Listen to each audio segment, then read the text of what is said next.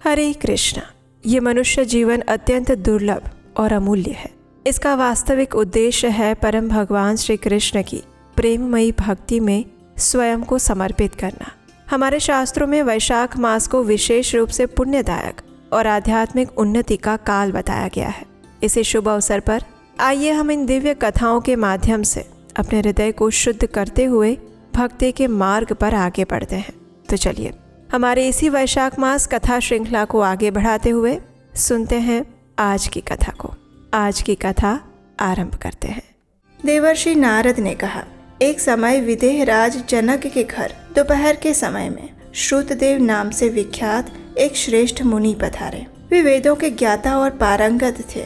उन्हें देखकर राजा बड़े उल्लास के साथ उठकर उपस्थित हो गए। मधु, पर्क इत्यादि सामग्रियों द्वारा उन्होंने विधिवत उनकी पूजा की और फिर राजा ने उनके चरणों तक को अपने मस्तक पर धारण किया। हर प्रकार से स्वागत सत्कार करने के बाद जब वे आसन पर विराजमान हुए तब विदेह राज के प्रश्न के अनुसार वैशाख मास के महात्म्य का वर्णन करते हुए वे इस प्रकार कहने लगे। श्रुतदेव ने कहा, हे राजन, जो लोग वैशाख मास में धूप से संतप्त होने वाले महात्मा पुरुषों के ऊपर छाता लगाते हैं उन्हें अनन्य पुण्य की प्राप्ति होती है। इस विषय में एक प्राचीन इतिहास है और वो इस प्रकार है। पहले वंग देश में हेमकांत नाम से विख्यात एक राजा हो गए। वे कुश केतु के पुत्र, परम बुद्धिमान और शस्त्रधारियों में श्रेष्ठ थे। एक दिन वे शिकार खेलने में आसक्त होकर एक गहरे वन में चले गए। वहाँ अनेक प्रकार के मृग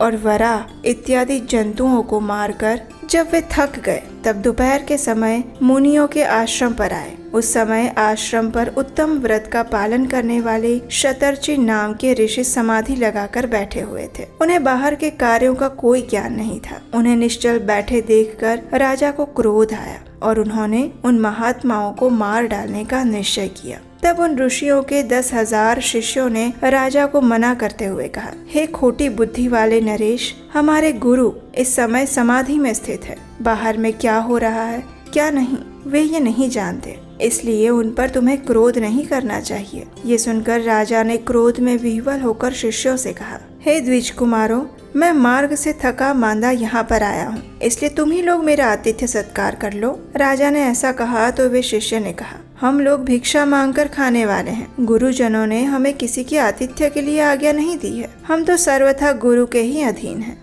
इसलिए तुम्हारा आतिथ्य कैसे कर सकते हैं। शिष्यों का ऐसा उत्तर पाकर राजा ने उन्हें भी मारने के लिए धनुष उठा लिया और फिर कहा, मैंने हिंसक जीवों और लुटेरों के भय आदि से जिनकी अनेकों बार रक्षा की है, जो मेरे दिए हुए दानों पर पलते हैं, वे आज मुझे ही सिखलाने चले हैं। ये मुझे नहीं जानते। ये सभी कृतज्ञ और अभिमानी हैं। इन आतताइयों को मार डालने पर भी मुझे कोई दोष नहीं लगेगा। ऐसा कहकर क्रोधित होकर धनुष से वे बाण छोड़ने लगे और बेचारे सभी शिष्य आश्रम छोड़कर भागने लगे। भागने पर भी हेमकांत ने उनका पीछा किया और 300 शिष्यों को मार गिराया।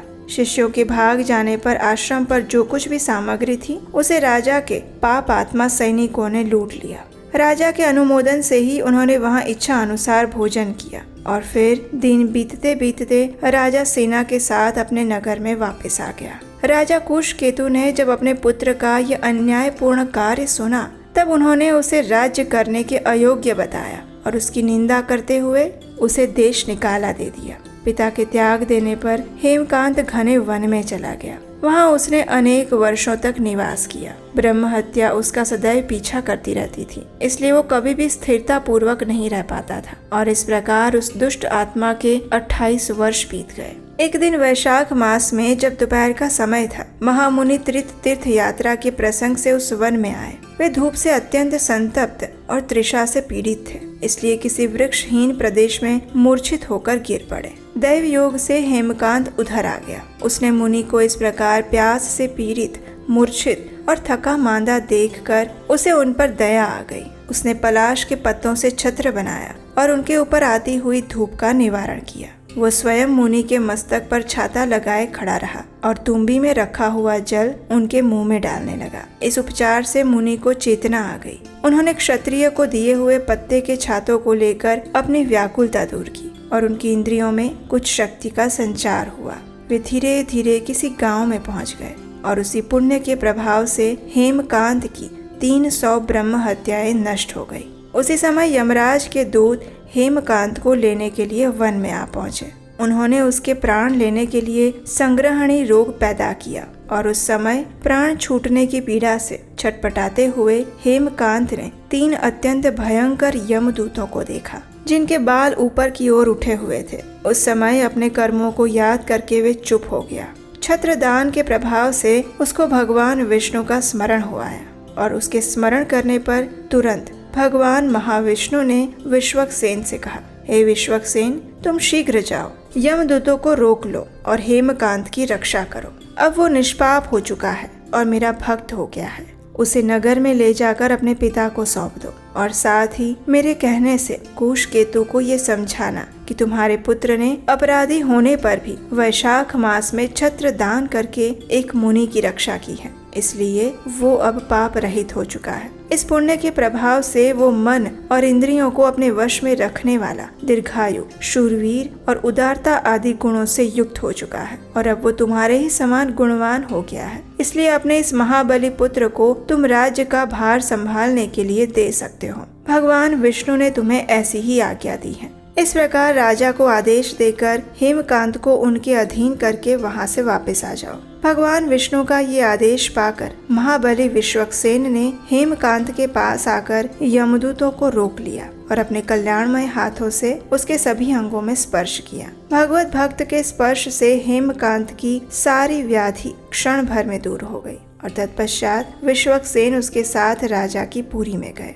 उन्हें देखकर महाराज कुशकेतु ने आश्चर्य युक्त होकर भक्ति भाव पूर्वक मस्तक झुकाकर पृथ्वी पर गिरकर दंडवत प्रणाम किया और भगवान के पार्षद का अपने घर में प्रवेश करवाया। वहाँ अनेक प्रकार के स्तोत्रों से, स्वागत सत्कार से उनकी स्तुति और वैभवों से उनका पूजन किया।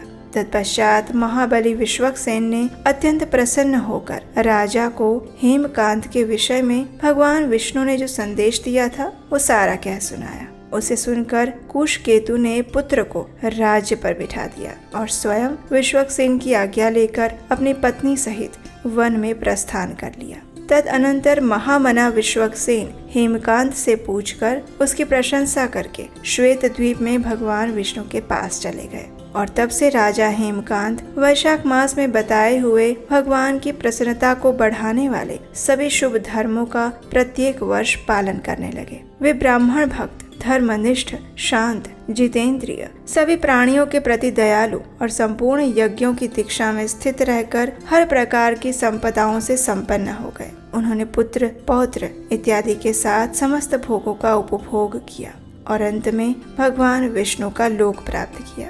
वैशाख मास के सुख से साध्य अतिशय पुण्य प्रदान करने वाला है। पाप रूपी ईंधन को अग्नि की भांति जलाने वाला, परम सुलभ, धर्म, अर्थ, काम और मोक्ष, ये चारों पुरुषार्थों को देने वाला है। तो ये थी आज की हमारी वैशाख मास के महात्म्य का वर्णन करती हुई पौराणिक कथा। ये कथा आपको कैसी लगी? क्या आपने ये पहले सुनी थी या फिर पहली बार सुनी है? ये हमें नीचे कमेंट बॉक्स में लिखकर बताइएगा। और ऐसी कथाओं को इस मास में सुनते रहने के लिए आपके अपने चैनल उपदेशाष्टकम को सब्सक्राइब करके रख लीजिए, नोटिफिकेशन ऑन रखिए और अगर ये वीडियो पसंद आया है तो इस वीडियो को लाइक अवश्य कीजिएगा। इसी के माध्यम से हम समझ सकते हैं कि आपको हमारे द्वारा सुनाई जा रही ये कथाएं वास्तव में अच्छी लगती हैं। तो चलिए परम भगवान श्री नारायण को याद करते हुए इस वैशाख मास में अपनी साधना भक्ति को अधिक से अधिक मजबूत बनाने का प्रयास करते हैं और भगवान श्री कृष्ण के चरण कमलों में अपने मन, शरीर और चेतना को समर्पित करते हैं। हरे कृष्ण।